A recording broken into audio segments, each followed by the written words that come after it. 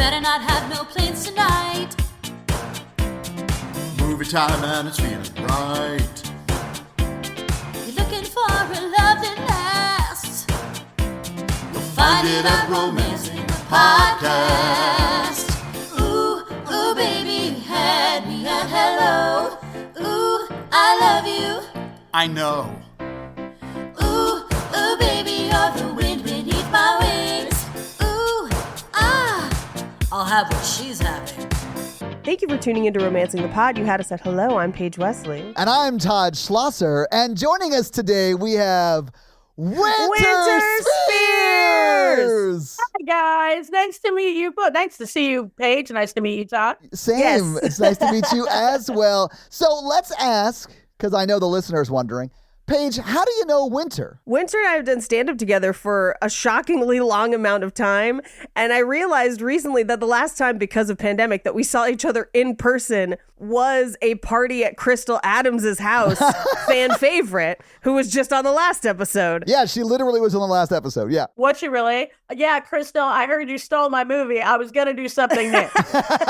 Yes. Well, the last one she made us watch was Why Did I Get Married? And that Oh, wild. was wild. It was great. But we, Wynter, let you pick this movie, and you chose Rye Lane.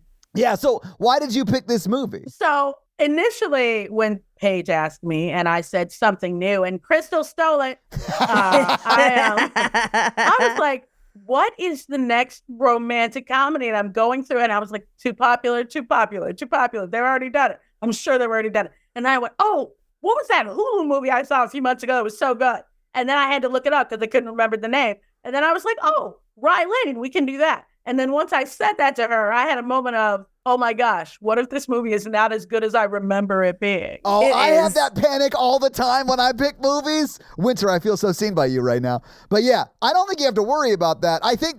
Paige, you just said you liked it, and I loved it. I loved this movie. It was great. I thought it was great. This scratched an itch for me that, like, one of the first rom-coms I remember, like, watching, and that's actually probably more just a romantic movie, that I remember watching and, like, really liking in high school was Before Sunrise. And we revisited Before Sunrise, and I did not like it near as much as I did in high school. And I feel like this movie has similar vibes because it takes place over the course of, like, a day with these two people we meet.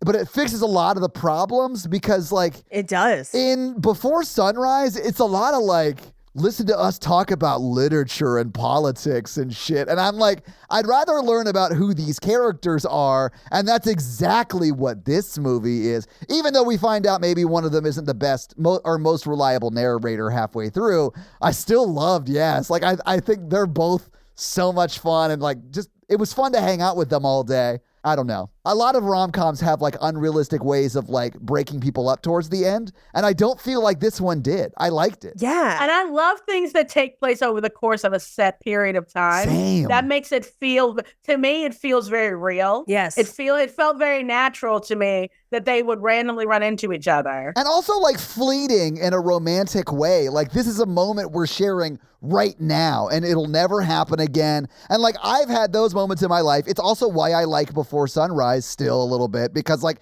I've had those moments in my life where it's like, oh, shit, like, this is an amazing person, and I'm, like, sort of falling in love with this person right now, and it's very quick and so crazy. So, like, that's so fun to see on the screen because they are clearly falling in love all day. And it felt very organic. It did. The whole thing felt so, in a way that, because, sometimes there's so much controversy, like, there's so, not that, is that a word? Who knows? I understood what you meant, so we'll take it. But there's a lot of contrived moments in rom-coms, and this rom-com didn't feel that way to me at all. Yeah, I think all of it's realistic. Like, they are both fresh out of breakups. Yep. You know, they're like both around 3 months, I think. And they're both, I think, when we meet them and spend the majority of our time with them on that one day, they're both really not ready for anything serious yet. But, like, I think in meeting and experiencing somebody new, they realize that they want that in their life. So they then come apart at the end of the day. And do the work before coming back together. And do the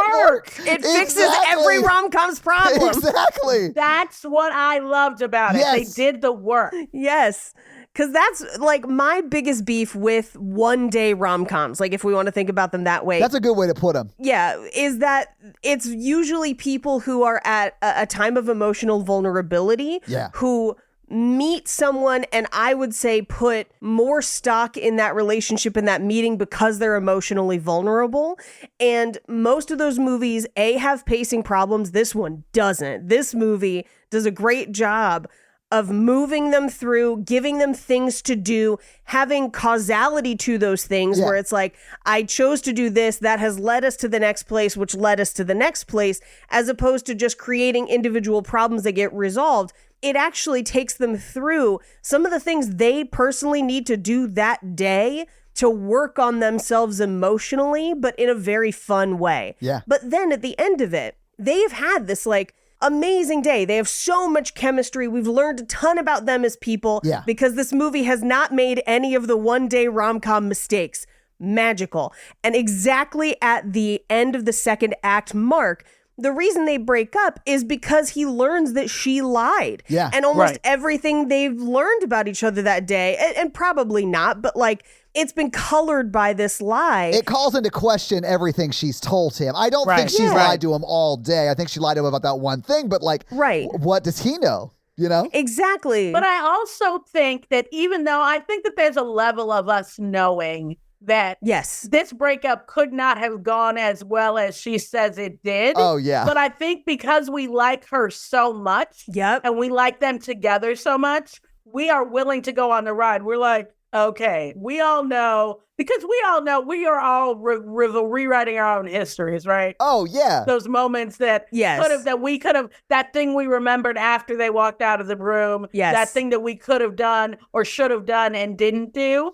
And then when she rewrites it, I think everybody's like, yeah, I would also like to rewrite some history. You know what I mean? Right? Yeah. Well, and they do it in such a fun, stylized way of, I mean, A, the cinematography for this movie, the whole entire time, and the editing is phenomenal. But B, anytime we see a flashback or see something from their point of view, it's done in such a stylized way that lets us know that we are seeing one person's version of events, and then we start to see the real version. Now, this movie does it usually in dialogue after the fact, as opposed to us seeing it.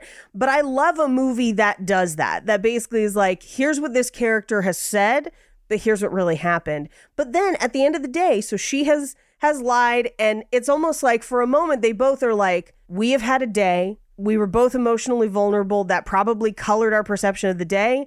I have shit I need to work on. They go their separate ways, and then they work on their own shit, and then they meet back up and are like, let's try this again, because I did have fun with you that day. I did find a connection with you, and we're ending at what I suspect is basically the start of like their first actual date. Yeah. And I love that. I was like, chef's kiss. Right. This movie fixed all of my one-day rom-com problems. I loved it. Right. And it moves too. It's like 80 minutes. Like it's a really 82 quick minutes. watch. Yeah. And I love that it's so quick. I was like, I wish I could get that much done in a Saturday. You know what I mean? Like they got so much done. They do a lot. So much done. They went to an art opening. They went and met with his ex and his friend. They went to the auntie's house, like so many things. They went to a cookout. They went to a cookout In the middle of this movie. Yeah, they stole a record. They got lots of things done. Lots of stuff done. I wish I could get that much done on a Saturday. Yeah. And I do also love that, like, in their own ways, they do help each other with their respective breakups,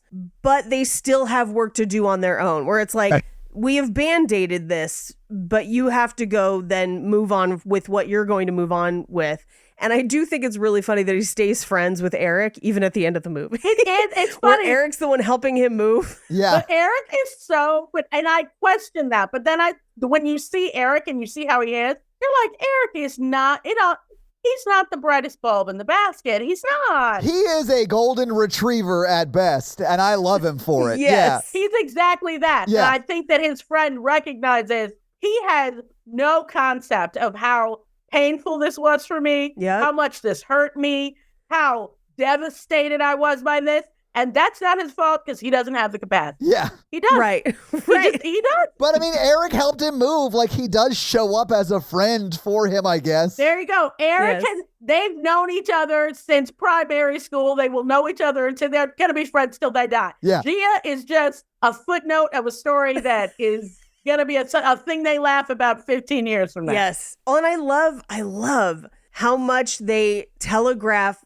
Gia's jealousy without ever having to come out and say it openly. Right? But you just know. And it's a combination of her performance, but also It's good writing, too. But she does a great job performing the role. You're right. Yeah. a lot of times in one-day movies, a lot of the conversations are manufactured in a way where it's like, we have to find something to talk about. And in this movie, they did something very smart where every time they're talking, every time they're having conversations, it is about them and things that they like or do and what has happened in the breakup or what we just saw and how they feel about it.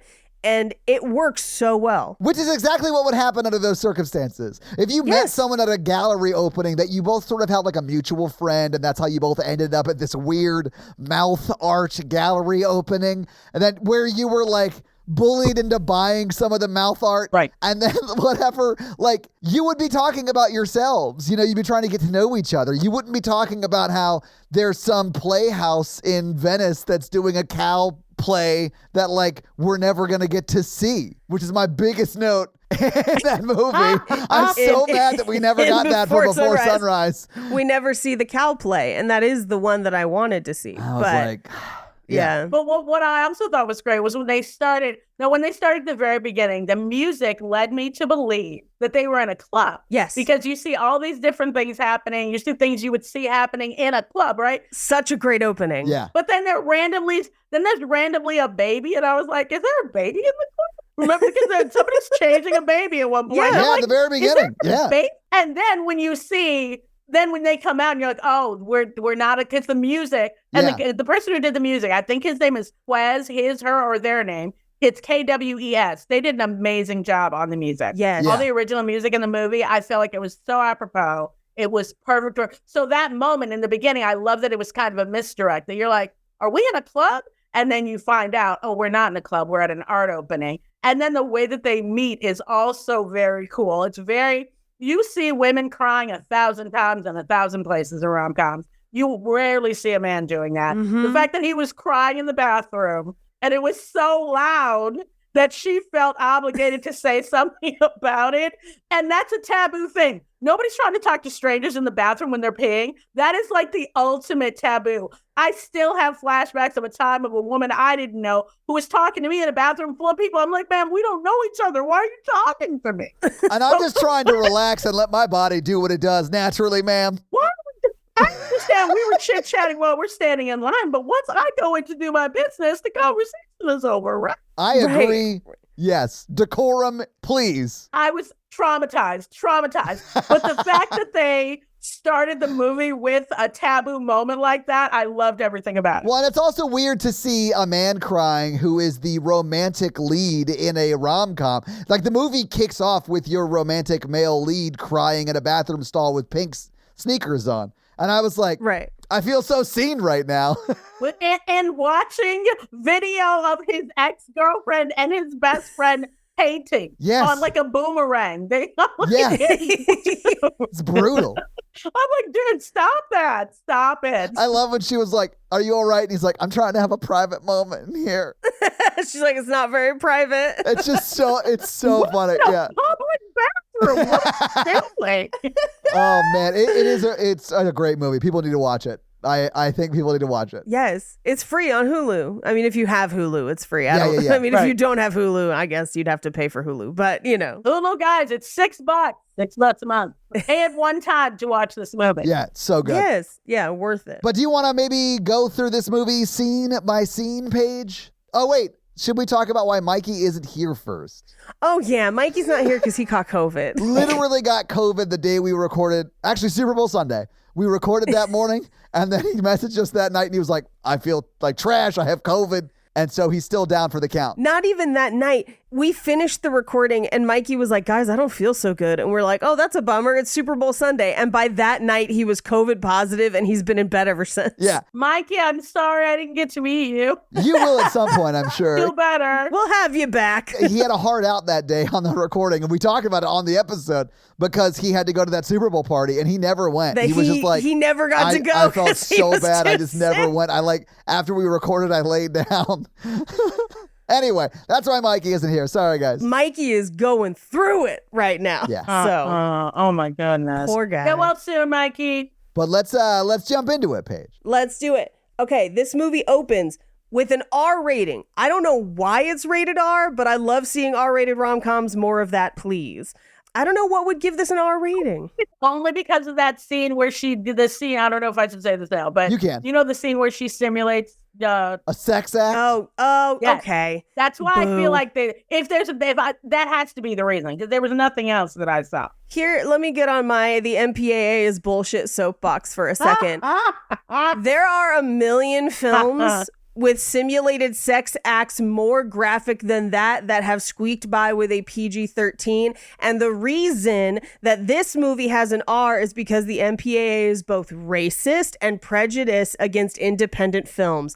And you heard it here. I will stand by it. This movie looks better than things for 4 times its budget. It didn't deserve the R, but I'm still here for R-rated things because, your girl will watch some simulated sex acts. What's up? I didn't even know that there was an R rating until you said it. I was Yeah. like, it's rated R? Yeah.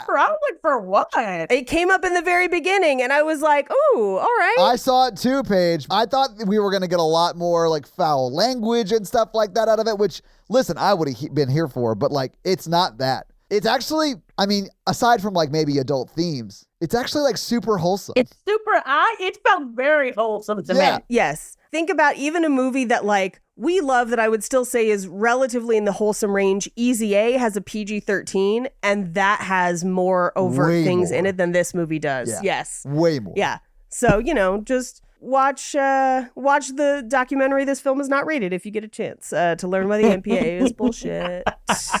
Anyway, we open on what initially looks like a club bathroom, and it's an overhead shot over the stall. And this is a really cool montage that they do of like different stalls, different places, different people in different situations until we end on a single stall with a man watching a video of his ex painting their former apartment, crying to himself in the bathroom. Like sobbing to himself. Like Audibly. it's real, like shoulder loud. shaking kind of a cry. Oh, brutal. Which, like, just truthful moment. What's the worst thing you've seen an ex do on social media that just unraveled you? Something like this.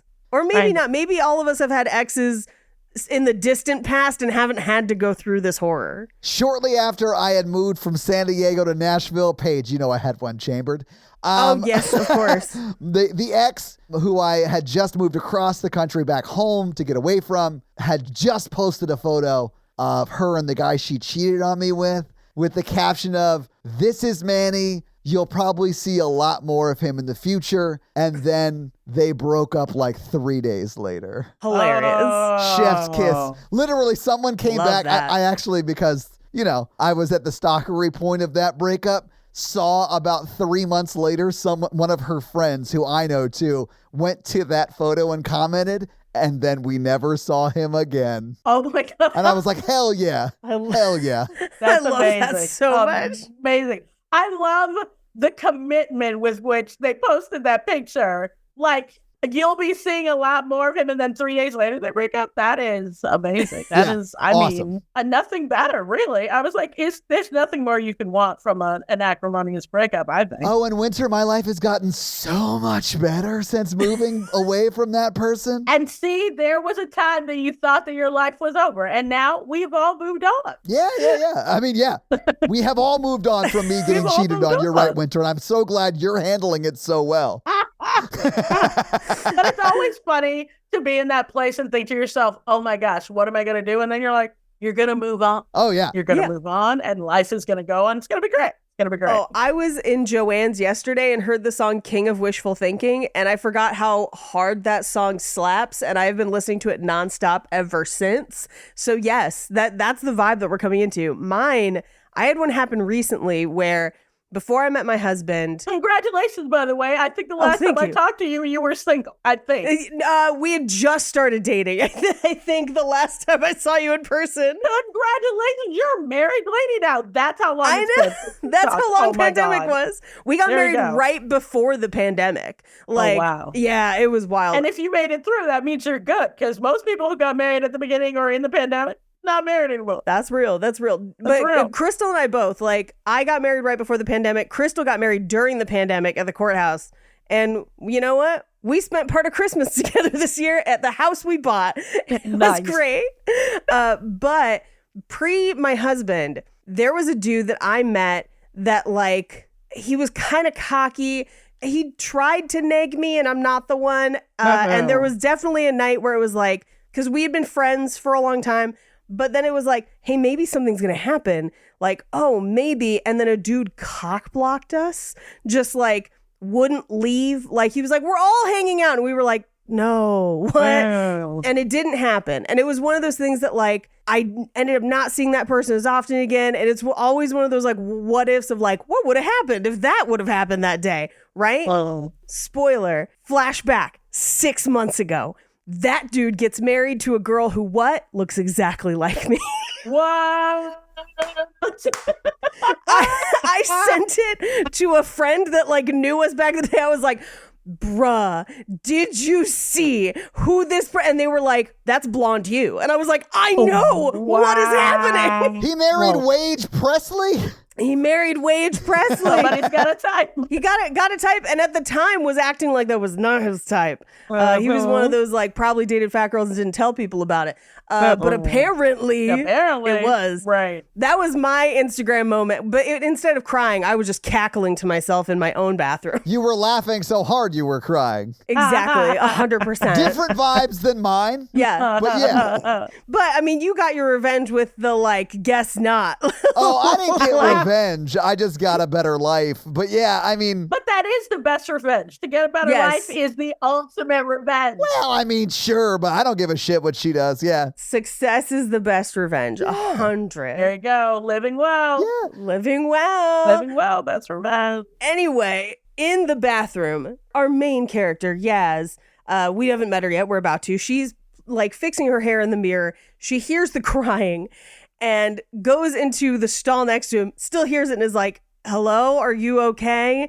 And as she's, like, peeing, he tries to cry during the pee sound so she can't hear it. Funny. It's so That's funny. Still too loud. Hilarious. Still too loud. And the peeing could not cover the sobbing. No. Oh, so good. But he's like, this is the men's bathroom. She's like, actually, it's not. It's the unisex bathroom. And this is not really that private of a place Yeah. for you to have a mental breakdown. Also, sir, public bathroom? Maybe not. Stop crying in the public bathroom. Right? If you're stop crying, maybe you're not ready to be out yet. Fair. I think that's what we're learning about him. Yeah. Yeah, you're right. But she finishes up. She leaves. He comes out of the bathroom. They end up in the art gallery, which is all close-up photos of people's mouths. And it's actually really interesting. I is. love art exhibitions like this. The mouth is the Stonehenge of the face. The mouth is the love Stonehenge that of the face line. is one of the funniest things I've ever heard. The Stonehenge of the face. That was so and funny. we know less about Jupiter than we know about our own mouths. And then later when it's the butt one, he's like, we know less about same Neptune than we do about our own anus. And I was like, this guy's my favorite. Right? I was like, right. I was like, he's your pretentious friend. So good. He's like every artist person I've ever gone to a gallery opening for. Right. Yeah. I mean, yeah, fair. But Yeah, I love yeah. gallery openings. This is one Me of my too. They're favorite great. bougie LA things to do. Right.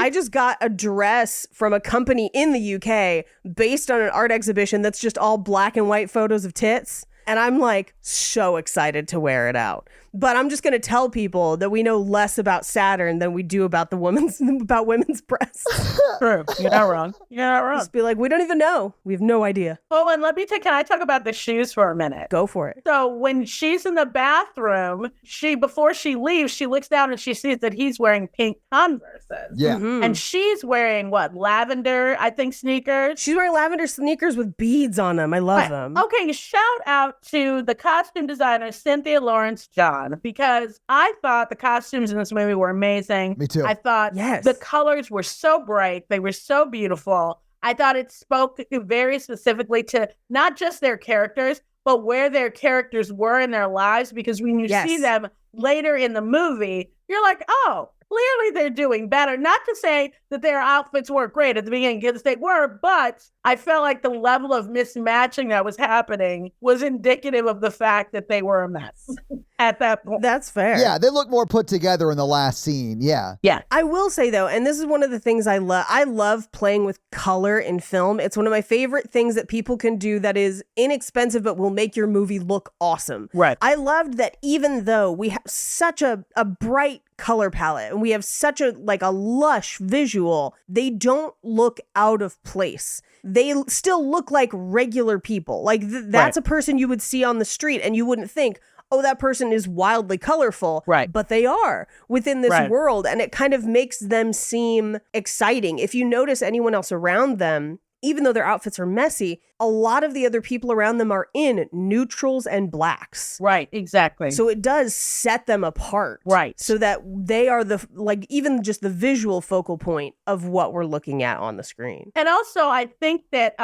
in my favorite rom-coms, I feel like when you make a place seem so cool because of the movie, it makes people want to go there. I didn't want to. Yes.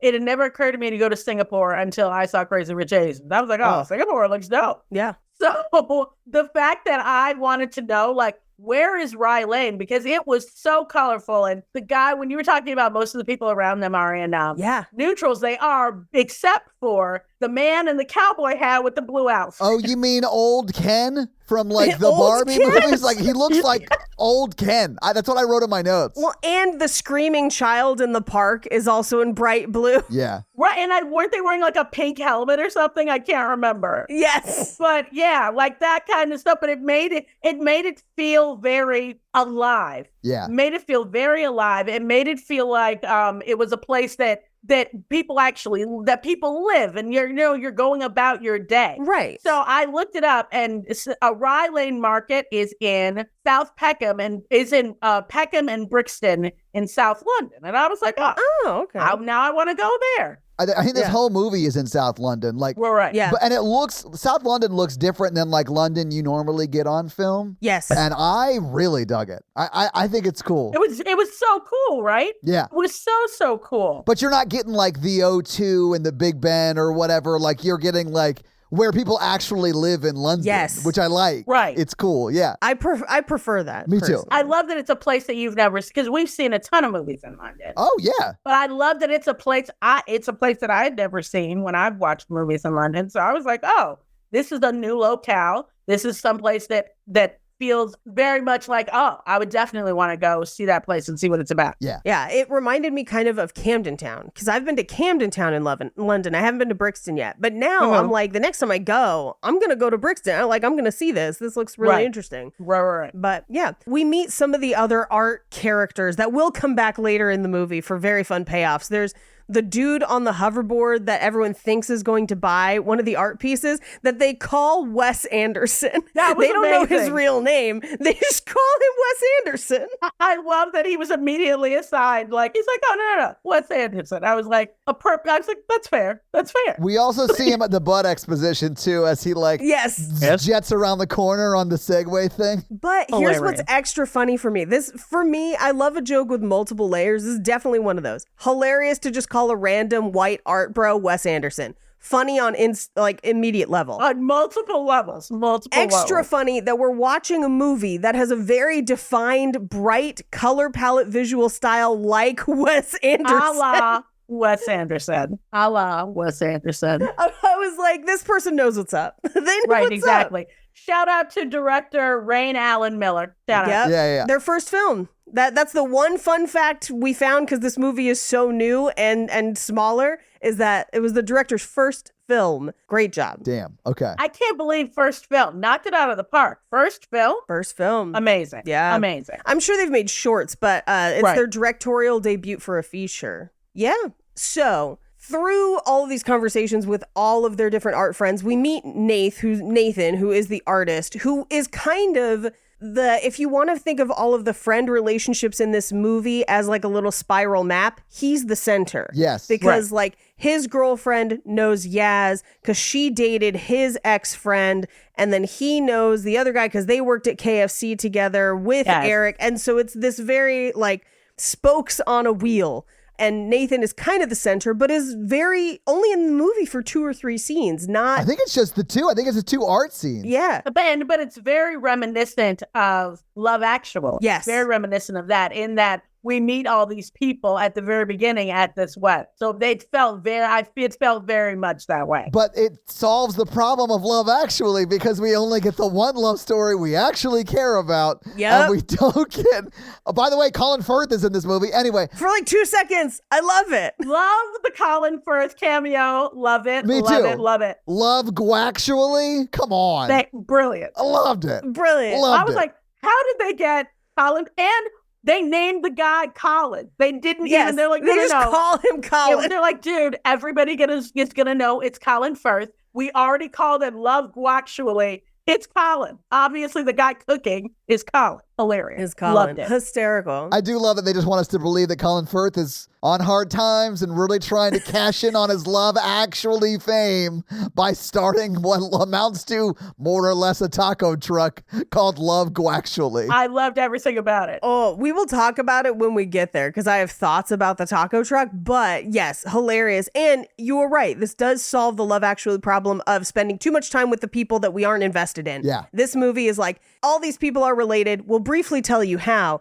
but like, we only care about these 2 people. Yeah. So we spend 90% of the movie with these 2 people. Yeah. Right. Perfect. I mean, there really is no B plot in this movie. It's all A plot. It's all them. I would say if you want to think of this movie as having an A and B plot, the A plot is the day they're having. The B plot are the things that they're going through that they're slowly revealing to each other, which is, from a writing perspective, very difficult to balance, but they do it so well in this movie. And I want to shout out, and because you said that, I want to shout out Vivian O'Para, who plays Yaz, and David Johnson, who plays Dom. Yes. They were both, this movie hinges on them having great chemistry and being believable. And I think that they, from the beginning, from jump, when you can organically, randomly talk to a stranger, because she was talking to herself. That's where it started. Right. Yeah. She was talking to herself in the mirror, and then he's like, I'm trying to have a private moment. She's like, bro, you are in a public restroom. This is not the place. This is not private. Not here. Not here. To also find out that they are already part of the same friend group and just didn't know each other. Right. I think is a fun extra that we don't immediately find out. We kind of like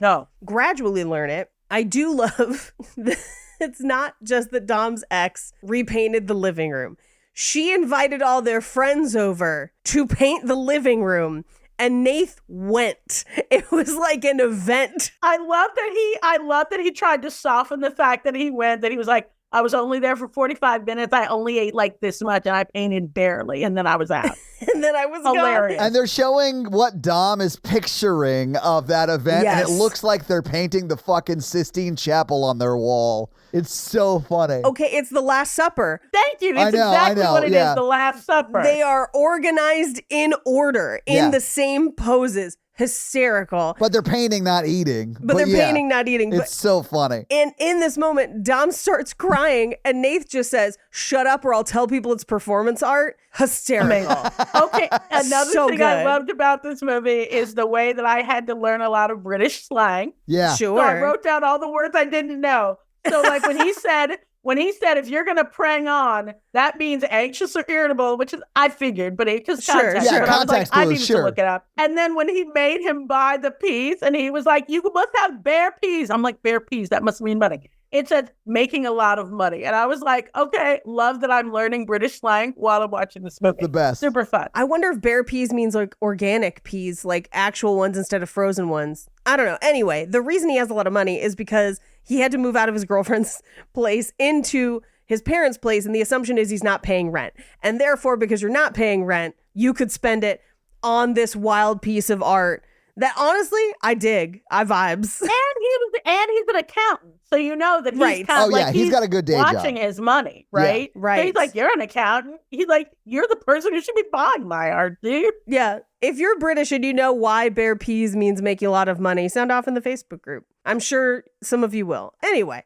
So the very next scene, as he's been crying or whatever, and she's been out of the bathroom talking to Cass, Nate's girlfriend, she acts out one of my biggest fears, which is that I will have a rough bathroom experience. Maybe I ate something weird, whatever, and that the people next to me in the stalls will recognize my shoes and know it was me. I don't know why this is a weird, intrusive thought that I have, but I fear for, especially when I'm doing comedy shows and I'm trying to like go to the bathroom before the show because I know I'm going to be on stage for a while. And I'm like, what if they see my shoes on stage and they're like, oh my God, the comedian was the one stinking up the bathroom or whatever. Damn, she killed on stage and in the bathroom. And the bathroom.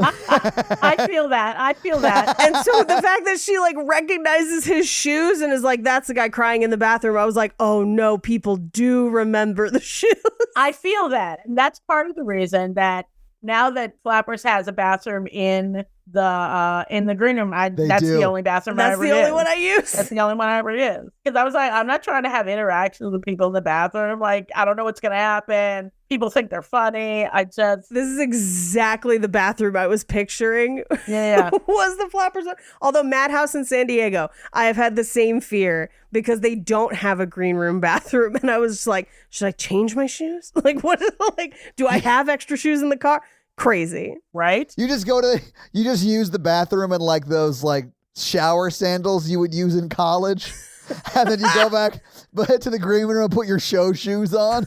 Put on your actual But some comedy clubs, their bathrooms are so disgusting. I refuse to go in. I refuse to go in a bathroom at the comedy. I never go to the bathroom at the Comedy Store. If I have to go to the bathroom, I go to the hotel next door. Love a lady with standards. Absolutely not. Trash. I do, but it's because I get trapped up in the belly room doing roast battle and it's harder to get down. The belly room is the worst freaking bathroom. It's the worst one. It's called the belly room. What do you think's coming out in that bathroom?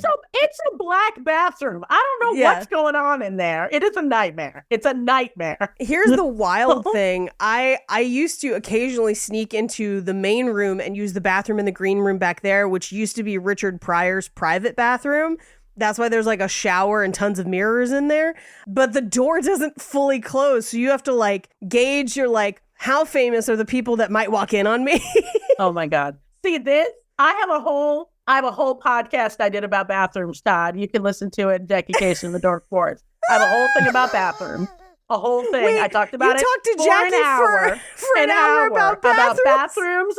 You don't even know. Amazing. So I ranked bathrooms based on where they are. And like hotels, number one bathroom. Hotels are the number one bathroom. Sometimes they'll have cookies. Hey, that and not the bathroom on the first floor, always the bathroom on the mezzanine. Because everybody goes to the bathroom on the first floor. Course. You want a better bathroom. So that is why if I'm at the Comedy Store, I only go to that hotel next door and use the bathroom. The Andaz next door. That's also where I usually park. Andaz, it's a beautiful hotel. They have a magnificent bathroom. They have art installations in the lobby. Beautiful. I was like, why would I ever go to the bathroom there when I can go to the end? I can go to the Andaz. Anyway, she recognizes his shoes. I have a panic attack. But because she recognizes his shoes, she's just like, starts talking to him about the art. He has no idea that she is the one from the bathroom and that she has recognized him, which I thought was understandable and realistic, but also I was like, wild, how's that going to play out later? And I feel like that's something they get past very quickly, but I did really like how they handle it later in the movie. Yeah. But she realizes very quickly that he doesn't really want to be there for the art. They realize that they have mutual friends, and that's how they've ended up there that day. But he gets pressured to buy one of the art pieces, which will come back later. Right. And they go to leave, and they end up kind of walking the same way. And since they've been talking in the gallery, they kind of keep talking. And as they're walking, he's like, I'm going to cut through Rye Lane Market, which is kind of like an indoor swap meet. They decide, oh, I'm going to go that way too. So they just kind of keep going. And as they're walking, he basically tells her about being an accountant, how he became one.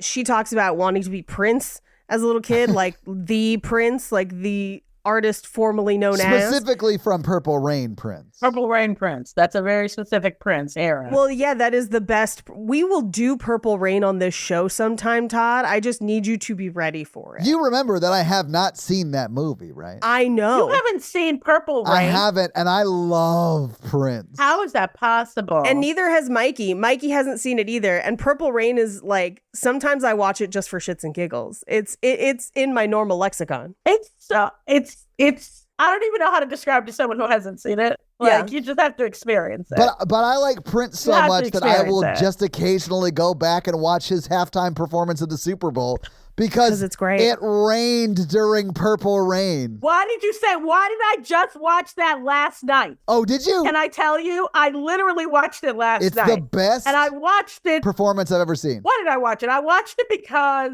I watched it and then I didn't remember that he covered Dave Grohl's Best of You in that performance. Yep. Yes. And then it was apparently maybe because he was mad that they did Darling Nikki. But then apparently he liked them because at one point he and Dave Grohl hung out. Yeah, I think he and Dave were sort of friends, as much as you can be friends with Prince. Dave Grohl said when Prince covered his song, he said that was the seminal moment in my life. I was literally sitting. He's like, every moment, he's like, I was literally sitting in my house crying when I found out that Prince was singing my song. Same. He's like, that made every crappy gig I'd ever done worth it. Every horrible apartment I ever lived in, every time I was hours alone in my room practicing guitar. He's like, the fact that Prince covered my song, seminal moment in my life. Yeah. Oh, 100. Well, and Prince did almost exclusively covers for that halftime show, which is something that almost no one else has ever done. And Prince just like showed up at the NFL offices and was like, I want the halftime show. This is what I want to do. And like played a sample show of all covers. And they were like, okay, do you have the rights to cover any of those? And he was like, do you think anyone's going to say no to me? I'm Prince. And they were like, yeah, sounds about right. Okay. And they did it. That's amazing. That's amazing. Also, Dave Grohl was like 21 when Nirvana blew up. So like, how many shitty like clubs did he have to? I bet I've played way more shitty clubs than Dave Grohl. I'm not saying, I mean, he blew up at 21 because he was very talented. But he started when he was so young. I think he started when he was like 13 or something crazy. And then I think he started like touring when he was 16. Yeah. And because his mom knew that that's what he wanted, he's like, my mom let me be like, you can graduate early if you want and go be a musician. He's like, and I couldn't believe she said okay. Yeah. So he had been on the grind by the time. Oh, sure. Yeah. That hit. Yeah. That's the thing. If you get in show business when you're a child, you can blow up by the time you're 20. Yeah. And still have all of the trauma. There you go. Like you've had time to accumulate it. There you go. So as they're talking, we find out that part of the reason that he is walking in this direction, even though he doesn't live there, is to meet up with his ex for the first time since the breakup. And she starts asking about the breakup. We find out they were together for 6 years and that it's been 3 months since the breakup. And he tells her, here's why this happened. Like, I didn't break up with her. She started cheating on me. And the way it happened is, and we cut to living through it as she watches, where she is watching him go to the movies, get the snacks ahead of time. She's going to meet him there. But in the FaceTime saying she's going to meet him there, there's a low-res dick in the background. And he knew that dick because it was his best friend, Eric, which we do get a fun cutaway of them peeing in urinals next to each other. That is hilarious. Hilarious. It is very funny. And he goes home, allegedly breaks the door down, but it turns out, no, that never actually did happen. Right. And the way that they did that, I love the device of not only flashing back to telling that moment, but the fact that she is sitting next to him, living that moment with him as he watches himself do it. Yeah. I thought that was brilliant. I thought it was so clever. The way that they're literally together walking through this memory and he's showing her what happened. Even better, something that I noticed that I thought was so fun that I loved. So she has popcorn because it's the movie theater. So she's like almost watching his memories as a movie. When we get back to real life outside of the flashback, she still has the popcorn. Yeah. In fact, she walks with it for a while.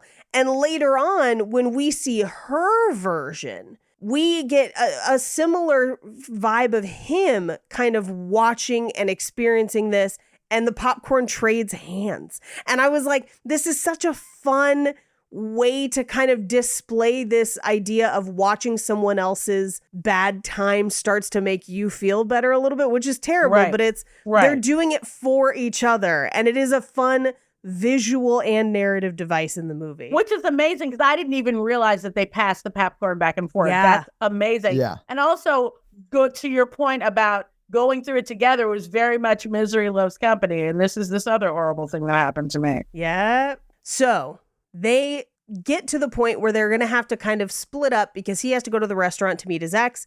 She has to go on with the rest of her day. We don't know what the rest of her day entails. We will find out later.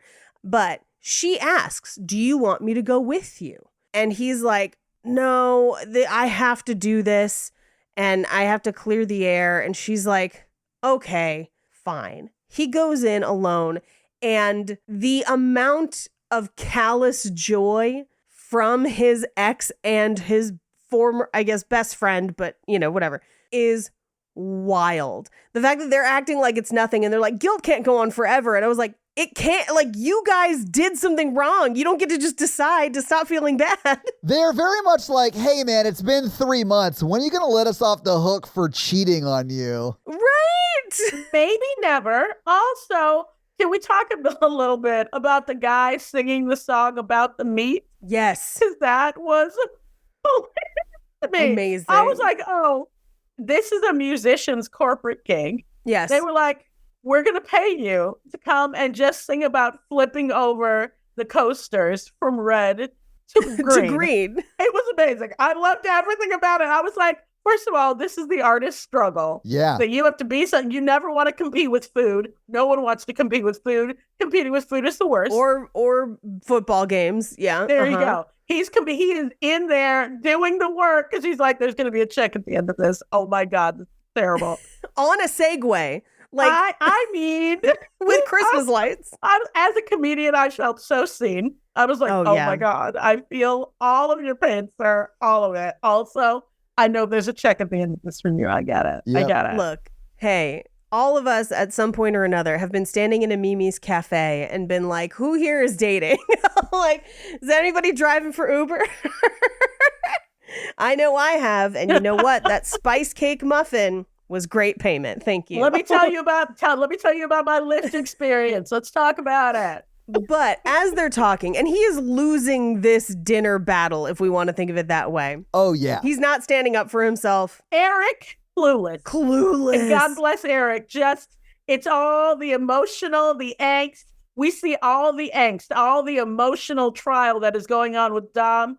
Eric, feeding his face, missing all that. Feeding his face, Missing all of it. Missing all of it. Not a thought in his beautiful head. Head just empty, just rocks rolling around. And that's part of the reason I think that we understand why he ultimately ends up forgiving Eric, because God bless Eric. Eric is not complicated, and he's not self-aware. No. So he doesn't understand what's happening. Especially judging by the fact that, like, as this scene continues to go on, Eric will take multiple pieces of criticism as compliments. I know. And it's amazing.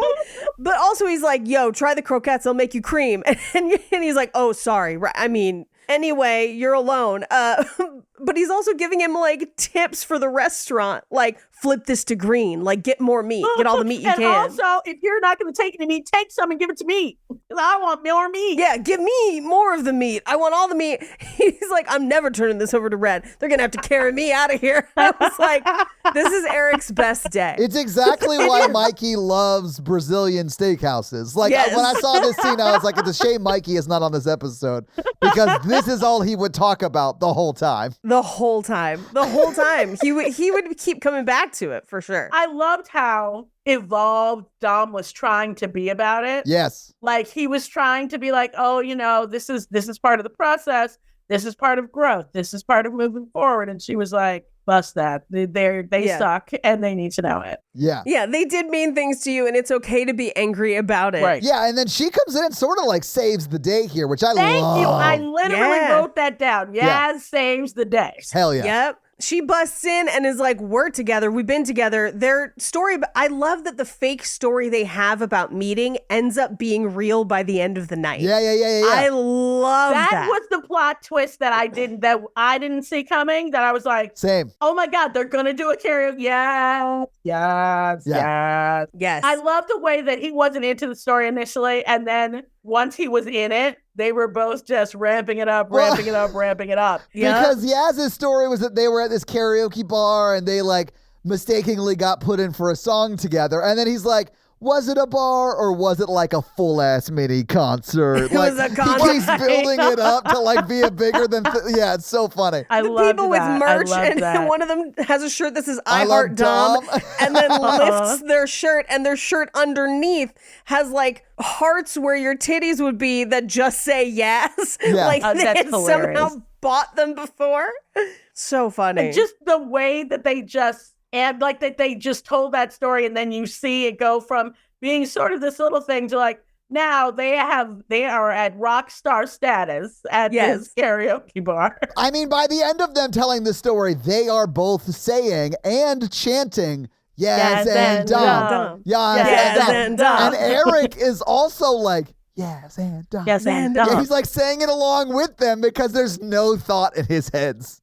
It's so funny. In the memory, this is so funny to me. Like in this scene, because Gia is like, you did karaoke, because Dom clearly is not a karaoke guy. Right. But when we cut to the memory of them doing karaoke and the room goes silent, basically almost to like the reality of what it would be for Dom, Eric is still in the back of the karaoke, yes, cheering. Yes, and he's the only one, and you could just like spot him from a mile away. So funny. I feel like that's part of the reason that we see, when they let us see this side of Eric and how he's just clueless. Yes. So they're like, how can he continue to be mad at someone who doesn't even realize the damage that they've done? Right. Like he's not capable of understanding how much damage he did to his best friend. He doesn't get it. I don't think Eric is capable of complex thought. I just don't think it's a thing that he has access to. He is not.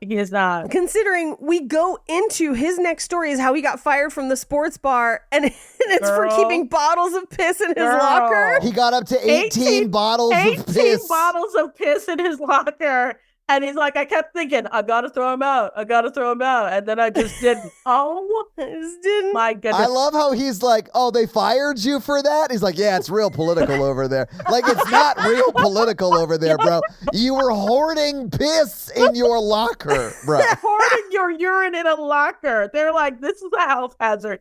That's Howard Hughes behavior, Eric. Like, what are you doing? But here's the thing. When you're Howard Hughes, it's eccentric. When you're not, you're crazy. And right. When you're Eric, you're just like, do you not know where the bathroom is? I realize that you might not know, even though you've worked here for a long time. He'd be like, we have a bathroom? Eric, you do not own this place. You work here. You have to go. You gotta go. You have to go. But at that point, when he says that story, Yaz is like, you cheated on him with him? For this? It's great, honestly. I love Yaz for this. When she lights into her and gives Gia the read of her life. Yes. Well, perfect. No notes. Yeah. Perfect. Shout out to Nathan Bryan and Todd Melliot. That read, the read that she gave Gia, perfect. No notes. Yeah. 10 out of 10.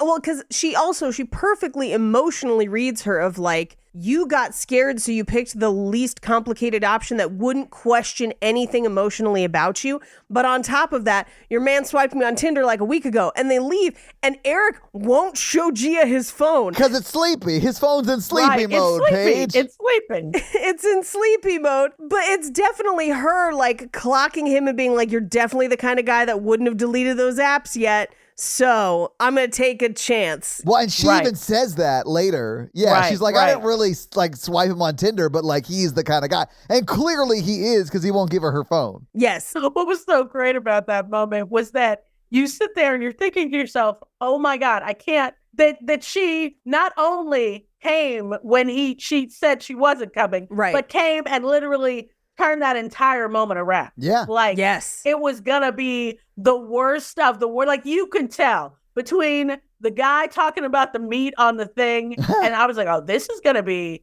the worst thing that he's ever been through. Yeah. And then when she swoops in, you're like, oh, no. It's going to be all right. It's going to be all right. But because she swooped in and saved it, he's thrilled and he's like, let's go actually get food since we left this, green light, red light steakhouse. Anything you want is on me. And she's like, great. Do you trust me? Perfect. So they walk to Love Guactually, where Colin Firth is making burritos. I loved everything about that cameo. I was like, oh my gosh, Colin Firth is in the middle of this movie and I can't stand it. It's amazing. It's amazing. And he has an attitude about how you order. Your spicy levels. Yeah. He's like, are you a baby? Is it too spicy for you? Hilarious. So when I was in Japan, the British expats in Japan asked us at one point, they were like, what's your American drunk food?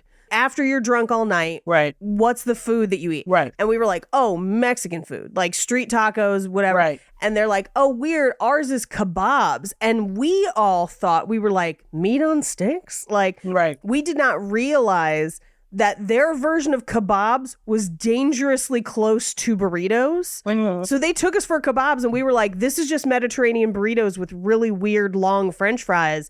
And I want it every day. This is my new drunk food. It was amazing. That sounds good though. Yeah. But it looked very much like those. So when they're walking to get the food, I love how much of the neighborhood that you see, and they show like you get a sense of such a sense of place, and the musical choice was amazing. The way that you're like, this great thing is happening, now we're gonna go celebrate with food. I thought it was such a great montage moment. It was such a great montage moment. Yeah. Just long enough that you get a sense, but not that it didn't go on too long. It was the perfect way. They're montages of like establishing shots of their surroundings are never longer than a minute or so. So it's one of those things where you feel like you're getting a lot of this color and texture to the film, Right. but it's not taking forever. Like Right. there have been movies we've done that are 2 hours long and you're like, you could cut 30 minutes out of this if you just trimmed establishing shots. Right. And it makes a movie drag so much. Yeah. We're right. They're very smart about how they do it in this movie. And also they never do it without our characters walking through those shots, but also frequently those shots are done either with a fisheye lens Right. to add a little more visual interest or other like ways to play with the depth of what you're seeing Right. to create even more visual interest. So you're kind of looking, and it's almost this way of visually representing how kind of otherworldly a day like this can feel. Right. When you feel like you're, oh my gosh, I met this person, early things of love, even though we know that like it's just vulnerability and trauma bonding, but they will get over it. It's fine. But it gives it that kind of magical feel to it, which is really fun. Yeah. They use the fisheye lens a lot in this movie, and it like brings in a lot of like what is around them, which is why I think I like the area they shot it, because you see so much of it. But they also use it at the very end when they come together at the very end and they're like it's circling around them, and it goes from a wide angle lens where they appear sort of small in the world around them, and then it keeps getting closer and they stop using the wide angle lens and it just really hyper focuses on the two of them. And I fucking loved that shot. Like I almost cried. Right. I was like, this is awesome. Right. It's just really good storytelling with just the lens. Yes. How like when you come together at the end, the world sort of fell away for them. Right. And I love that. It was so well done. Cinematography is like a thing for me. I love it. They also do it when he gets drunk. Yes. They really dial up the fisheye to kind of give it this like like almost a disorienting feeling, which is kind of fun. I also loved when she was talking to him about his parents, and when he was talking about how his parents were like, he's like, yeah, they bought me a PlayStation and my mom makes me eggs and soldiers. Had to look up soldiers. Didn't know what that was. It's thin pieces of toast. Yep.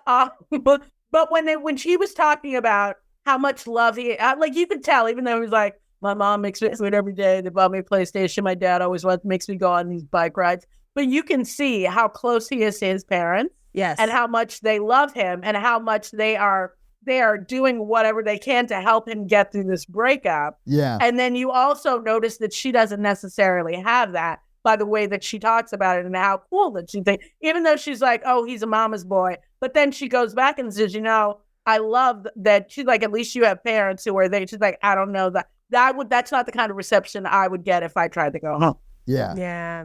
Factor's delicious, ready-to-eat meals make eating better every day easy. Wherever tomorrow takes you, be ready with pre-prepared, chef-crafted, and dietitian-approved meals delivered right to your door. You'll have over 35 different options a week to choose from, including keto, Calorie Smart, vegan and veggie, and more. There's even more to enjoy with over 55 nutrition-packed add-ons that help make your weekly meal planning even more delicious. What are you waiting for? Get started today and have a feel-good week of meals ready to go. The best part about Factor for me is that it's like 2 minutes in the microwave and they're ready to go. Like that is perfect for someone like me who doesn't even realize they're hungry until like they've been hungry for 5 minutes and want to eat 2 minutes ago. So it takes 2 minutes, that's it. And they also do have like snacks and smoothies and a lot of other cool stuff. If you don't want like a full meal, you can get like a smoothie or a snack or a combination of meals and smoothies and snacks. Like it's great for breakfast, midday bites, and even full-on meals. So head to factormeals.com/romancingthepod50 and use code romancingthepod50 to get 50% off your first box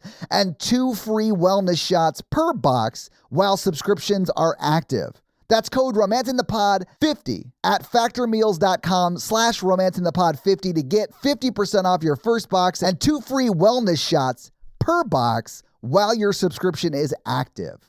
I do also love in this scene, she starts asking questions kind of about like what kind of person he is. So this is the scene where we get there's 2 types of people who wave at boats and people who hate joy. Yes. Which is a very fun throwaway line that will come back. But also, this is where now that she's met Gia, she's like, there was really no sign that things were over before it was over. And this is a moment where Wedding Singer has one of my favorite moments like this, but this one is great as well. In The Wedding Singer, Drew Barrymore references this moment where they were going on a plane for the first time and she had never been, and she wanted the window seat and he forced her to sit on the aisle, even though he flies all the time. Yeah. And it's just this moment of like him not empathizing or thinking about her for something very, very small. In this movie, the version of that is, it's their anniversary. He decides to plan something that he thought would be romantic. So he does a candlelit dinner at the place where they went on their first date. And instead of accepting and appreciating the nostalgia of that and what it represents for how long they've been together, she's like, you brought me to a place to eat chicken nuggets?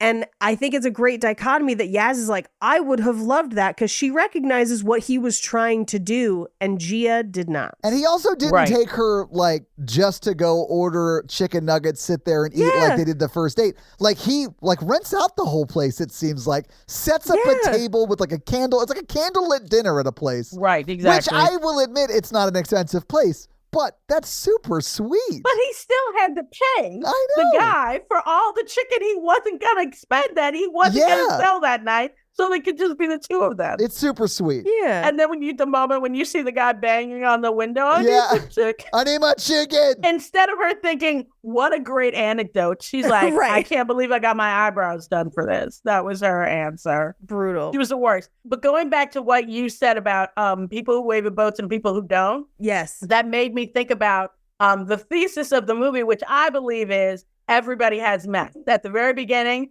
when they were talking about something and she says, I can't remember what they were talking about, but she said, no, everybody has meth. So that's when I feel like you get the moment of, as iconic as he thinks she is and what their breakup is, there's going to be something that's going to come up because it can't go as well as she said it did. Right. Everybody has meth. Right. For me, this like touched home a little bit because I think I've talked about it on the show before. My dad worked at McDonald's when my parents got engaged. And so like he asked my mom to marry him in the parking lot of a McDonald's. So sometimes on their anniversary, they go get McDonald's. I love that. That's awesome. Right? That's adorable. And they've been married for like 42 years. So like clearly McDonald's can work. But it's this idea of like us being together is more important than the material things that come along with it. And she don't get that. Gia doesn't get it. Right. Yaz does, though. Right. He also, at this point, mentions that one time he tried to hide chocolates in bed for a girlfriend, but then they melted and she thought that he shat himself. That was hilarious. I thought that was so fun. That was so funny. Word to the wise. No, baby, they're Cocomels. I promise. And the banter in this movie, the way that it's written, is so good. It's so spot on. It's so like, and I love the way that they weave from, you can be in a serious moment and talking about a serious thing, but then they'll turn it on a dime and it'll be something funny. Yeah. So it's like when Yaz gives Gia the read of her life. But then at the end, she's like, oh, and he swiped me on Tinder last week. It was enough of a heightened moment that you're like, oh my God. But then they immediately went to the funny. And they're like, oh, but also, by the way, this is a comedy. Like, I love that. Right. I love that. So good. And they do have a conversation at this point of, are they going to continue the date or is he going to catch the night bus? We will see the night bus later, which I love. It's such a quick cutaway, but it's great. Fucking The love night the night bus. bus. Woo! Night bus! Night bus! We have all been on the bus at night. We know what happened. Yeah. In Europe, too, where it doesn't run as often, and it is a wild cast of characters on the night bus. Girl, the one night I was on a bus in Chicago trying to get home. It was like I was in a horror movie. The driver on the bus was so erratic that I got off. It was like 12:30 at night. I got off in the middle of the park. I was like, maybe I'll get murdered, but I'm not going to die on a bus. Like, it was. I'll die in a park like a civilized person. I was like, I guess I'm going to get murdered in this park because I cannot sit on this bus and let him drive me into a tree. I can't do it. Can't. All that to say, we all know the night bus, terrifying. Yeah. Terrifying. So they decide to stick together. He's going to chance it on maybe having to take the night bus, but they're going to spend the rest of the day. They go out for drinks, and while he's grabbing drinks, she gets a call for an interview that she is supposed to go to, and she cancels. Yeah. And we've already heard her talk about how she wants to be a costume designer, and her canceling, in a way, lets us know that part of the reason she's not a designer is her. It's not all, things conspiring against her. It's something about her and her confidence and her ability to do this job. But when he comes back with the drinks, we get her breakup story, or at least her version of it, in which she was trying to get romantical one night. She made hummus and he brushes her off and is very, very dismissive. And so she has a life phrase that she basically discovers in this moment, that if you make the hummus, you should get the head. So she dumps hummus on him and leaves, but forgets her Tribe Called Quest album in the apartment, something that she very much wants back. Yeah. And let's talk about that moment when this is all, I love the fantasy moment that this is happening on a stage as she's telling it. And it is an audience full of doms. Yep. What looks like maybe 100 doms sitting there watching all of this play out.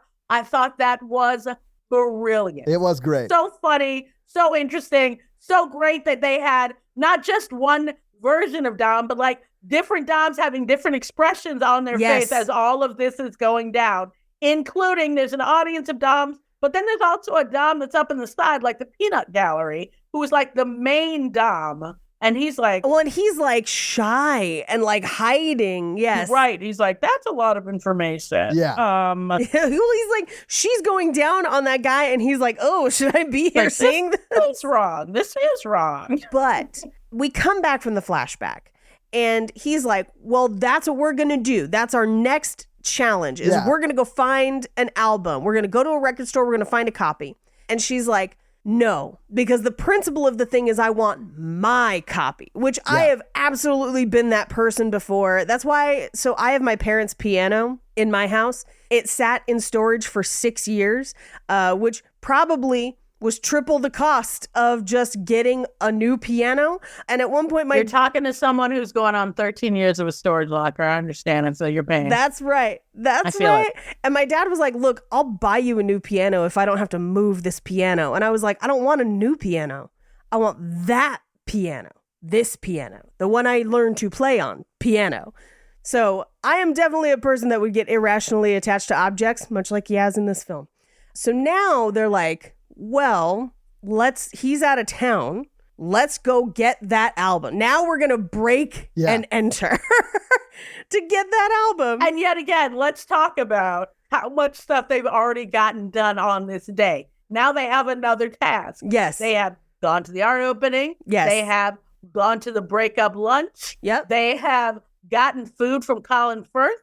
They have sat in the park. And now it's time to go get the album. They are getting things done. It's time to do a little B&E, baby. Right. Little B&E. So they go to the apartment. She still has keys. and she tries to use them, but the locks have been changed. So she's like, I know where we can go. We're going to go to his mom's house and we're going to get the key to get in. Now they show up and clearly his moms love her and don't like their son all that Shout much. out to Janet and Denise. Yes. I love that it was a moment of not, I can't believe she's here. It was a moment of, oh my God, thank God she's back. Are they going to get back together? Yeah. That's what I felt like it was. They're Yeah. trying to talk her into getting back together with him the whole time. And when we find out the real story, like that has a whole extra layer to it. But they're not sure about Dom because they want her to get back together with Jules. Dom is persona non grata. They were like, Yes. I guess you can come in. I mean, the steak face. Later in the party, you hear him go, he's not really your type, is he? Like, Yeah. talking about Dom, like, because they want him to date their son. Yeah. My favorite is she goes around, she's looking to try and find keys in the house. He is sitting out, in the cookout and eventually strikes up a conversation with one of her, I'm assuming uncles, basically, as a blanket term. When they made him sit in the kitty chair. The kid chair. It was rough. So good. Rough It time was at the so cookout. good. Oh my But God. then they take his iPhone and they're like, oh, we'll just put it on shuffle. We'll play some of your music. Dangerous. Oh, God. Dangerous. But my favorite is that they start, and it's all breakup music. Yeah. All breakup music. And even the white guy sitting next to him gets up to leave. Like, that's how bad the music is. And then Terrence Trent D'Arby saves it. Yes. Terrence Trent D'Arby saves it. By doing an unplanned solo. And it is worth every single second. And it does play again later in the movie, the actual version of the song. Awesome.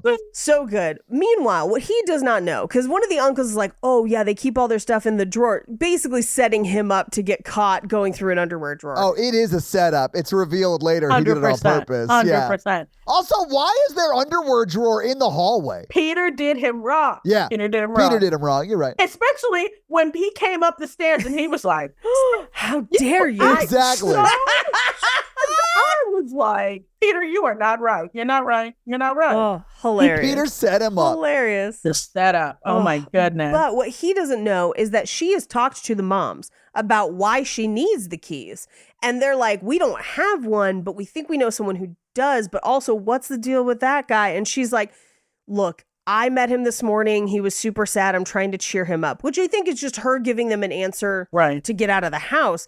But he, now super drunk on rum, has overheard it and is like, what the fuck? Like, why would you say that? So they now leave with a Vespa. Now they know where they're going to go to get the next set of keys. And I also love that he confronted her because a lot of times in Yeah. rom-coms, what they'll do is they'll let that fester. They won't ever talk about Yep. it. And then they talk, then at the very end, they're like, but I thought blah, blah, blah. They don't confront it in the moment. And that irritates me. I love that he confronted it in the moment, that he said, I heard what you said about. Yeah. So then they could at least, we can move past that. Because once they talk about it and she's like, this is what I mean, blah, blah, blah, they could just move. So we don't have to go back to that moment. We can move past that moment immediately. I really like that. Yeah. I love it. And I love that also in the moment, she's like, look, yes, I felt sorry for you. Obviously, you were sobbing in a public bathroom. But secondly, and she's very vulnerable in this moment of like, I had an interview and I didn't know if I wanted to go and I wasn't feeling great about it. And in a way, I needed a reason to not go. And you became my reason. He's like,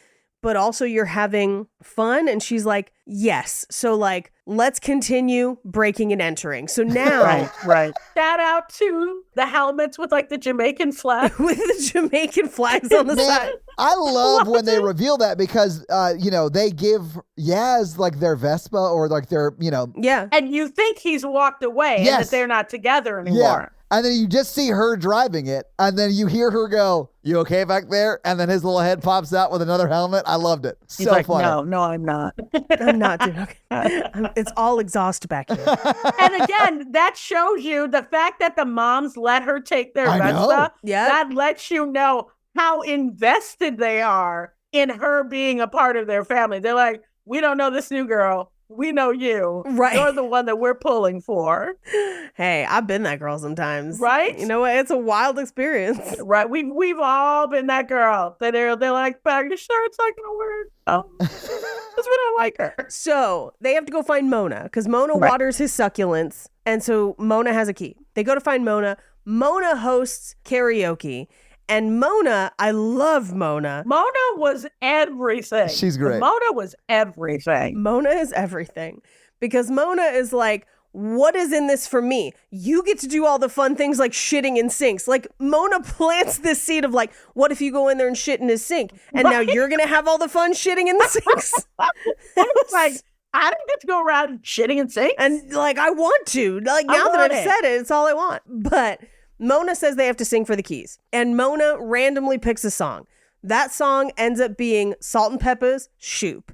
Now, we have already established that Dom don't karaoke. Right. Yaz seems more like the type. She does. But Dom don't. And Yaz kind of starts to chicken out. Yeah, she chickens out. This is where Dom, I think, is revealing a little more of his character arc of like, this day has given him a little more faith in himself. So he goes up. Yeah. And he does the whole intro too of like, not you, the bow-legged one. I was like, Dom, yeah. Hilarious. But the audience is like responding, not like they're listening to the song, like he's just on stage asking them their name. Right. Right. It's hilarious. It's and so it's like, funny. it's going badly. People are starting to boo, which like, never do at karaoke. Like, you're not boo. supposed to be a good singer at karaoke. You're supposed to all have a good time and celebrate each other's weirdness. Yes. Like, that's what karaoke is. There you go. That's what it is. She joins him on stage. So Yes. now they are doing it together and they're awesome. Like, Yeah. it's so much fun. And the crowd does get super into it. No one sells merch, though. There's no merch. There's no merch. No merch. But they do get off the stage and it's this moment of like, we just did something so exciting together and we're here together. And they end up making out in that bathroom and it's hot as hell. I was like, yes. Yeah, they do have chemistry. Yes. That was the thing. That was I felt like that was their falling in love moment. Yes. Like Yes. that was their moment where we were like, oh no, these two people, they're going to go the distance. Yeah. They're going to go the distance. Well, and I love that it's the thing that they lied and told Yeah, people so before, great. and then it comes to be. It's so fun. Right. That was brilliant. Brilliant. They get the keys. They break and enter. And we get a mini tour of Julius's apartment, which is hilarious. Yes, Because it I is. love that he picks up a sculpture and is like, this is how I imagine Obama smells. I wrote that down because I thought that was hilarious.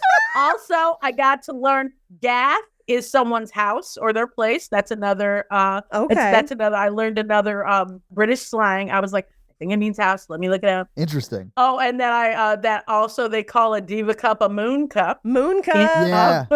Yeah.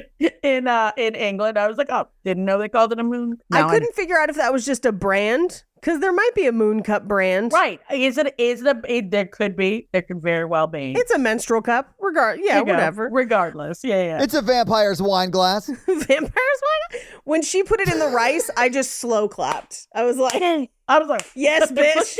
I was like, the bitterness goes deep. It goes deep. Deep. But this is how we find out that his new girl, Tabby, who is a life coach, has moved in and it's only been 3 months. But this is where we're starting to get the idea that maybe this breakup didn't go the way she says. Exactly. And as they're kind of going through the house, they hear someone come in, they hide, and Julius and Tabby come home early. And Julius just immediately shits on her. Like, he makes her feel so small. He Yeah. is so condescending and so gross. And he basically is like, she'll drag you into all her petty shit. How's the doodling going on the It's just gross. So mean, so undermining. And it's like, it's revealed that like she didn't really do anything mean. Like, she didn't do terrible things to cause this breakup. It was a toxic relationship and he threw her away. Yeah. And the reason she lied about it is she was having trouble coming to grips with her own worth, feeling like someone did not value her. And does she even have value after that? And of course she does. But that's her arc that we're now figuring out. Yeah. And then even still, when Dom stood up for her and he was like, Yes. this is what's wrong with her, blah, blah, blah, yada, yada. Dom's like, well, these are all the things I've done today since we were together. It's been kind of great. Yeah, like it's been a great day, and you know what? Right. We're getting this fucking album. Like we're leaving. Right. And he knocks over a sculpture. Dude, when they knock over one of the sculptures and then her ex-boyfriend runs to the other one, it's like trying to keep them Running away from interference. from knocking it over. It's so funny. It is And such a funny scene. the hanging plants are also sculptures. Oh, Yeah. and the light. Did you see the weird light in the Yes. middle that was Yeah. also a sculpture? And I loved that he opened hand. I don't know why I love this. I love that he open hand slapped Dom In the because face. no one. I would like to say I don't think anybody saw that coming. I know I did. I didn't. I thought it was funny though. When he open hand slapped him, I was like, oh. And then he like looks at his hand like, did I just slap him? Like, it's so funny. Yeah. It's because Dom, a few minutes before, was like, we shouldn't get in a fight. Your hands are your tools. Don't hit me. My face is really bony.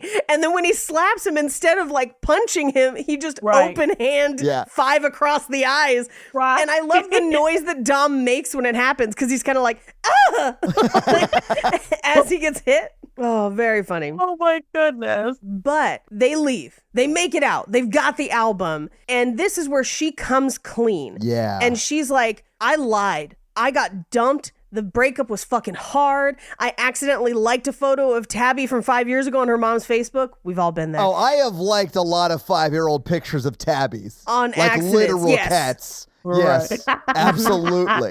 Yep. My algorithm on Instagram is like 80% cats and dogs, like cute animal videos. Sometimes it'll throw a goat in. I'm here for it. There you go. The little baby ones. Baby goats, baby. Yeah, can't get enough of that. So he then told everyone she was a stalker. Yeah. And all of her friends believed him except for Cass.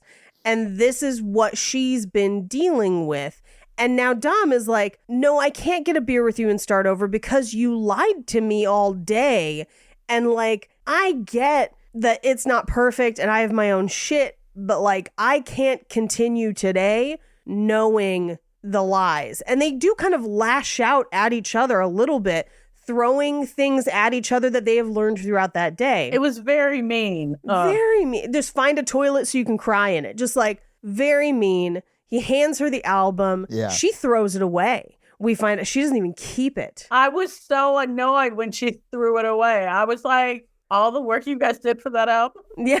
I actually sort of liked that she threw it away, and I'll tell you why. Okay. It wasn't about the album. It was spending more of the day with Dom. Yeah, it was never about the album. Yeah, and she does go and just replace it later when she's Yes. going through her, like, I don't know how long it is, but let's just say 3 months apart, you know? Yeah. Whatever that length of time is. It felt like a reasonable amount of time. It It was did. enough time for her to get a great job, which, yay, I'm so glad she got a Yeah. costuming job. Enough time for him to move out of his parents' house. Yeah. Enough time for him and Eric to get some kind of an understanding. To get sort of right again. Yeah. Get right with each other because God bless Eric, he doesn't know. Oh, big, beautiful dummy. Real big thank you. I can say it. As a big, beautiful dummy, I could say it. It's fine.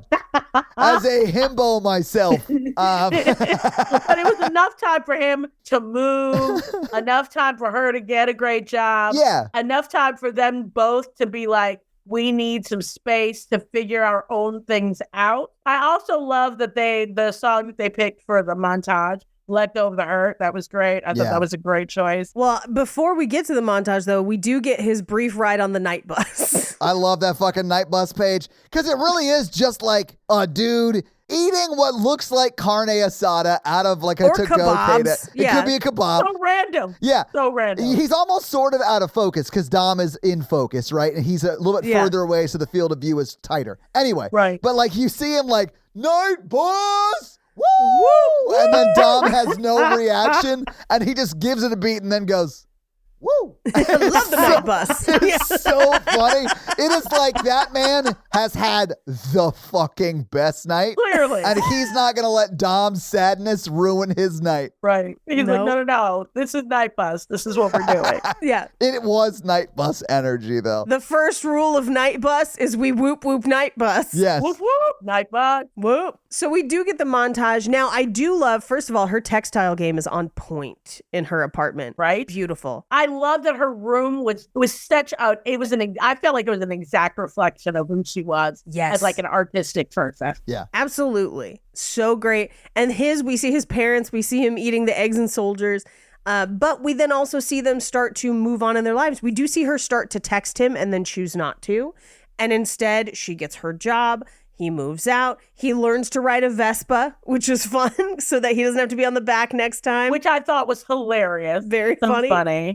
He eats a burrito. She goes and buys the album. She goes to the movies alone, but it's the movie theater that Flashback was in. So we assume that she's going kind of hoping to run into him, maybe. Right. But it all culminates in Nath has a new art show and it is butt themed. And it's great. Well, I don't know if you know this, Paige, but we know less about the human butt than we do about Neptune.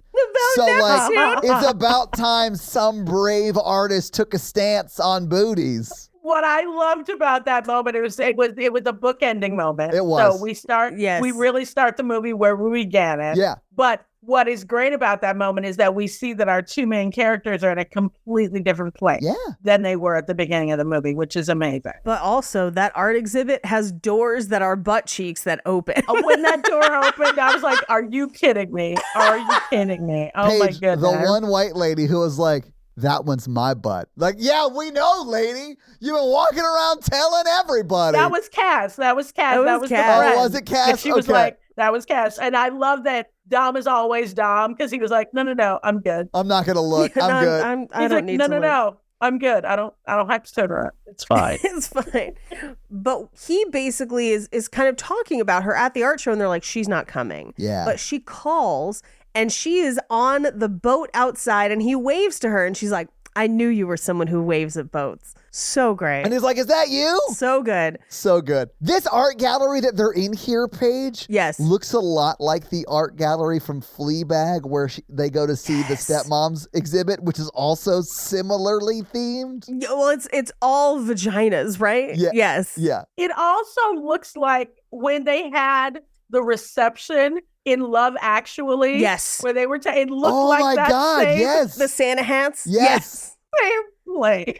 But he waves at the boat, and she basically takes a moment to like, I apologize. I was still hurt. I lashed out at you. I shouldn't have. And he's like, it's okay. I was still sensitive getting through my other thing. They have a very healthy, grown-up conversation, rare in rom-coms. Yeah. And she's like, hey, come down and meet me. Right. He does. They have one of the best kisses we have seen on a movie on this podcast in 2 years, arguably. Yes. It's amazing. They have a lot of chemistry in this movie. So much. And let's talk about their fabulous outfits at the end of the movie. He's got the blue plaid Adidas fit going on. She's got the fabulous red jacket. Yeah, it's And perfect. you can tell they're both like in a good place. Like Yes. they're just their outfits alone. You're like, no. They've come out of this. They are moving forward. They are living their best lives, and they're going to keep doing it together because they then decide to go on an additional date and then kiss again. Like the movie ends on them kissing, and I'm like,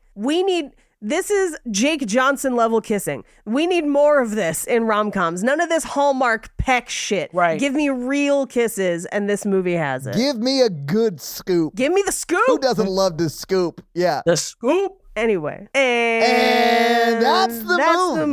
movie. So having seen the movie, having talked about the movie, what did you guys think about Rye Lane? I loved it. 10 out of 10. Yeah. Yeah, this was great.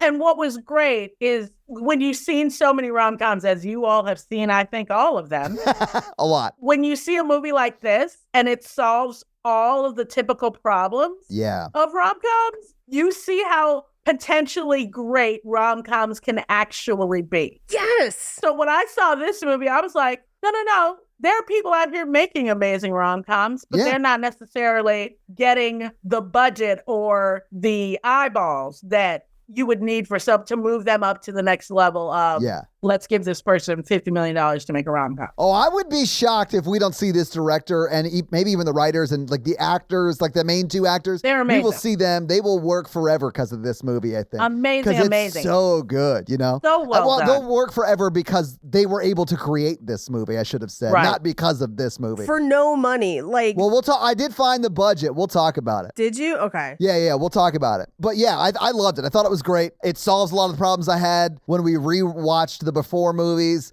Like we talked about at the beginning. Loved it. It did great. Yes. Yeah, everyone should watch it. I'm trying to think of the last time I saw a rom-com that was this good. I'm trying to I think. honestly, yeah. It's been so, because they try so hard, and every time I see it, I'm like, A lot of times when we do movies that are like, for this podcast, not the horror one, but for this one, it is like the crazier they are, the more fun it is to talk about, but the less fun it is to watch. And I sort of felt the opposite about this because it's just such a good movie. I feel like most of the Right. episode was like, man, wasn't this part fun? Wasn't this part great? Ooh, wasn't it great when she said that to her? Like, it's so great. Everyone should just watch it. the banter was so, Yeah. I mean, the writing, amazing. But I feel like none of that would have worked if Vivian and David hadn't been so good together. Yes. And their chemistry wasn't so amazing. Agreed. Yeah. Yeah. I think this movie also does something, and this is something people who listen to this podcast have heard me complain about a lot. We really shy away from what I would call genuine human romance and genuine human connection in favor of this almost purity culture vibe of Yeah. Hallmark movies and things that don't. Like, they claim to be a romance movie, and yet there's no chemistry. There's no people actually getting to know each other. There's no people pushing somebody into a bathroom to make out. Like, none of that exists. And this movie doesn't shy away from it. No. And it is phenomenal. Like, it just deepens the chemistry for them, and it makes it very enjoyable to watch. I really liked this one. I'm so glad you guys liked it. I'm so glad you saw what I saw. Yeah, it's great. But Paige, do you have any fun facts for us? Todd, I burned the one fun fact there Oh, is yeah? for this movie. Now, here's the thing. There's two reasons for this. One, even though this movie came out in 2023, it was late in 2023. So this is actually fairly new. Yeah. But B, it was streaming only. So there wasn't like a big release for it. So there's just not enough people have seen this movie to have added fun facts. I hope that us doing it changes that because it's genuinely great. Yeah. But not a ton of fun facts abound, unfortunately. Other than that, they did some real fun camera tricks, which we have talked about at length in this episode. The thing about the cinematography in this movie, I really let me look up who it is because like it's so good. We should It is shout him out. really good. So Yes. it's Olin Collardi, I think That's is what how it you looks say like. it. Yeah, Olin yeah. Collardi looks like they were the cinematographer on this, and they crushed it. And when you say camera tricks, it's not like they're doing anything in like After Effects Yeah. that make it pop. I mean, they're probably color correcting it to make it pop, but like Sure. it's really just the way they incorporate multiple lenses and the way that from the wide angle to the close angle, like that probably like 16 to 35 range millimeter at the end where it really pulls you in. Yeah. Like I love that stuff. It's so well done, but it's not like hard to do. It's just well thought out shots. It's someone who is like really into the art of telling a story with the lens itself, not just what's being said on screen. And I love that. Anyway, but Paige, I do have a little bit of box office, so let me talk Yay. a little bit about that. So what do you think the production budget was for this movie? So it looks like, and I know anytime we do anything from the UK, the budget is lower.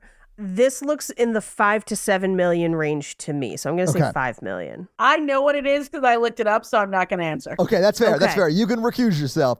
This budget was, and it's an estimated budget because even they, I think, don't have a full accounting of exactly what everything cost, but it was right at £3 million, which is like $3.8 million is what it cost to make It this looks movie, great for which is $3 million. insane. I know. It does. It looks fantastic. It's It looks so so good, right? I think that's a testament to the production design. Me too. 100. And the set decoration. Okay, so production design was done by Anna Rhodes. So shout out to Anna. Yeah. And then the art direction was done by Ashley Dando. And one word looks like Lomenazers. Loamenasers. I am assuming that that's an artistic sort of, and I'm sure I didn't say it right. But yeah, I was like, I'm sure that's not right. But the fact that those people that they did what they did with that budget, unbelievable. Because it looks to me easily like $20 million movie. Yeah, I think so too. In America, it would be. Like in America, it costs you $20 million to make this movie. We're right. And Colin Firth, I guess I'm assuming he did it as a favor. I'm like, they didn't pay him. He just had a free Saturday. Whenever you see someone like that in a movie this size, I always just assume someone may have like reached out through a mutual friend or an acquaintance or whatever. Right, exactly. Or they were just like, what if we just asked Colin Firth to do this because it's obviously a Love Actually like bit? Right. And he was like, I mean, I'm free this Saturday. Can we just shoot it this Saturday? Like, and they just never expected him to say yes. He said yes. They had to scramble to make everything happen, like that kind of thing. Right, exactly. He's like, yeah, I'm free. And they're like, oh my God, he's going to do it. Let's make this happen. Yeah. Now, it did not get a theatrical release here for sure, but it did in the UK. It looks like it came out March 17th over in the UK last year, and it was 7th in the box office that week. It was only on 369 screens, though. So it's not like in the US where you get a nationwide release and you're like on 3,200 screens or some shit. Right. Like they were on 300 some screens, which is not all the screens in the UK. Like that's about probably a little bit less than half of what it could be at a full UK release. But I mean, it still brought in $314,000 that opening weekend. And it was in theaters for a total of like 10-ish weeks. And it made like almost $1.6 million worldwide, but it was really just in the UK is when it was released. Because it pretty much went straight streaming everywhere else. Like I bet this movie made money in what companies have paid to stream it, but it wasn't like a financial success in the theaters, right? But I feel like it's the kind of film that it would have done like, if it was here and it had gotten released, it would have done like Independent Spirit. I feel like it would have made the rounds of all the sort of, you know what I mean? Yeah. But that's your box office. But maybe we should just do the romance scale. And since Mikey's not here, I will say the romance scale is a scale of 1 to 4. That like it's a scale of romance, not quality of movie. So on a scale of 1 to 4, Wynter, what would you place this movie at as like a scale of romance? So we're talking about chemistry between Yaz and Dom, right? 4. Chemistry, baby. Yeah. 4, 100%. Yeah. I mean, immediately when before they had even seen each other, when they were talking in the bathroom, which was so weird, I was like, that's an interesting way to meet someone. And then when they met, I immediately felt like, oh, these are two people who are going to get along. I feel like this is going to be a thing. You know what I mean? Yeah. Yeah. So I felt like from the very beginning, I felt their chemistry, and I was like, oh yeah, this is going to be something. Yeah. Paige, what about you? What do you think? I am notoriously harsh on the romance scale, but I would still give this a 4. This is one of the few where I'm like, I think they're together. I think they have great chemistry. The few like physical interactions we get between them are phenomenal. Yeah. And there's no fake breakup. There's no, I think this just works. So I will give this a 4 as well. Yeah, I was going to give it like a 3.5 or a 4. Like the only reason not further into that is because like we're really just seeing them getting themselves ready for their first date, you know? But I love that. Is one of the things I love about this movie, right? Yes. Because we find these two flawed characters at a time in their life where they're not ready for love. They find it, but realize they have to do like sort of some work before they can come back together. Right. And I loved it. I can't tell you how excited I am that you both love this movie. I was Loved into it. Yeah. It was so good. I'd even give this at least 2 lion roars, maybe a lion roar in the half, and there's no sex. Yeah. Right? And there's no sex. I was thinking the same thing because it is like they have chemistry, man. Our lion roar scale is how sexy we found the film. We established it during 365, the Netflix one, because during the sex scenes, they put in the sounds of lion roars, and we have laughed about it. No, I'm dead ass serious. Okay. Clearly, I haven't seen that movie. Yeah, the 365-day movies are basically just pornography. So, Wynter, thank you so much for joining us and suggesting this truly awesome movie that we both loved. I can't tell you how pleased I am that I can tell someone else about this movie that I randomly came across on Hulu. And I was like, this movie's amazing. Why doesn't everybody know about this movie? Congrats. You just told approximately 150,000 people about it. Yeah. 150,000 people. Go watch this movie. It's amazing. This director, these people, they all need to work again. All of Yes. them. Oh, all of them are still working. At least the two main actors and the director and the writers are still working. In fact, the writer, one of the writers is like an actor too. Nice. And is like a working actor. Yeah. So, but Wynter, where can people get more of what you do? Okay, so you can go to my website. It's my name, wynterspears.com. Wynter is with a Y, Spears like Britney. So WYNTER, S as in Sam, P as in Paul, EARS. On March 2nd, I'm doing a show in Santa Monica. Nice. And if you are in Southern California, I'm going to be doing a show called The Witching Hour at 6 p.m. on Saturday, March 2nd at West Side Comedy Theater. Nice. It's the one with the cool entrance through the alley. Well, Wynter, thank you so much for joining us here on Rants in the Pod and bringing this wonderful movie to our lives. We appreciate Yes, it. thank you. Thank you for having me. I'd love to do it again. You definitely will be Absolutely. offered it for sure. Absolutely. Yes. All right. So this week, Wynter made us watch Rye Lane. Paige, is it your pick next week? No, we're actually doing the leap year one Oh, shit, that we yes, we we talked about forgot. last time because we are bad at math and we recorded too many things ahead of time Yeah. and lost track of how calendars work. Well, because we started Black History Month technically on our last January episode. Worth it. And then there was also 5 movies that in February. So like, Well, if you'll recall, the reason we started Black History Month early was because we had also incorrectly counted the calendar days in January. Yeah. It's just a recurring thing with us. we're adults who can't count calendars. I wouldn't take any of it back. This has been Me a either. very fun month of wild movies, and Yes. I have enjoyed every second of it. Same. But that means next week we are actually doing a movie that Tabitha has been asking us to do. We talked about this a little bit last week. Yes. So to celebrate Tabitha and Richard, friends of our podcast hosts, celebrating sort of them and their new edition, or soon-to-be new edition, and The band new edition. No, I'm kidding. and I'm why just- not? But also the fact that the next Thursday is Leap Day, and Tabitha has been telling us to do the movie Leap Year for, I don't know, 4 years? Well, whenever we started this podcast. We had to wait for an actual leap day so that Yes. Leap Day William can come out of the Marianas Trench to give candy to all the children's. Is that a part of that movie? No, that's the 30 Rock Leap Day episode, but you know what? Worth it. So when Tabitha first started saying you should do Leap Year, I thought she was making a 30 Rock joke. Did not realize Leap Year was an actual movie until about, I don't know, a year after she started asking us to do it.